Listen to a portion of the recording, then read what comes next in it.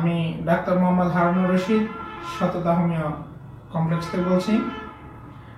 আমি আজকে যে বিষয়টা নিয়ে আলোচনা করব এই বিষয়টার নাম হলো অশ্ব বা ফাইলস এবং এর কিছু ঘরোয়া টিপস এবং এই রোগ নির্মূল করার জন্য কিছু হোমিও ওষুধের নাম বলবো, যাতে এই রোগ থেকে আপনারা চিরমুক্তি পেতে পারেন। ফাইলস কি? মলাশয় নিম্নাংশ বা মলদ্বারের শিরাগুলো ফুলে গেলে সেগুলোকে অশ্ব বা ফাইলস বলে। ফাইলস মূলত তিন প্রকার। অন্তঃবলি, এটা ভিতরে থাকে; বহিঃবলি, এটা বাইরে থাকে; এবং মিশ্র বলি, এটা ভিতরে এবং বাইরে দু জায়গায় থাকে। অশ্ব থেকে প্রতিকারের উপায়: কোষ্ঠকাঠিন্য যাতে না থাকে সেদিকে খেয়াল রাখবেন, পরিমিত পানি খাবেন, তরল ও সহজ পাচ্য এবং ফাইবার জাতীয় খাবার অধিক পরিমাণে গ্রহণ করবেন, অধিক মশলা জাতীয় এবং তৈলাক্ত জাতীয় খাদ্য পরিহার করবেন।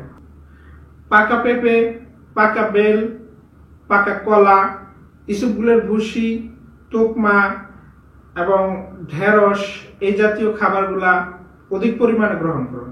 মানুষের শরীরে পানি শূন্যতা, যাকে ডিহাইড্রেশন বলে, এই ডিহাইড্রেশন রোধ করার জন্য আদা এবং লেবুর রস, তার সাথে 1 চামচ মধু মিশ্রিত করে দিনে 2 বার এটা সেবন করুন। বেদানা, এই বেদানার দানা পানিতে ফুটিয়ে যতক্ষণ পর্যন্ত পানির রং পরিবর্তন না হচ্ছে অতক্ষণ পর্যন্ত ফুটিয়ে তারপরে এই পানিটা সেকে নিয়মিত 2 বার সেবন করুন। ফাইলসের হোমিওপ্যাথি চিকিৎসা: বিনা অপারেশনে লক্ষণ অনুসারে হোমিও ওষুধ ব্যবহার করলে এই ফাইলস রোগটি চিরতরে নির্মূল করা সম্ভব।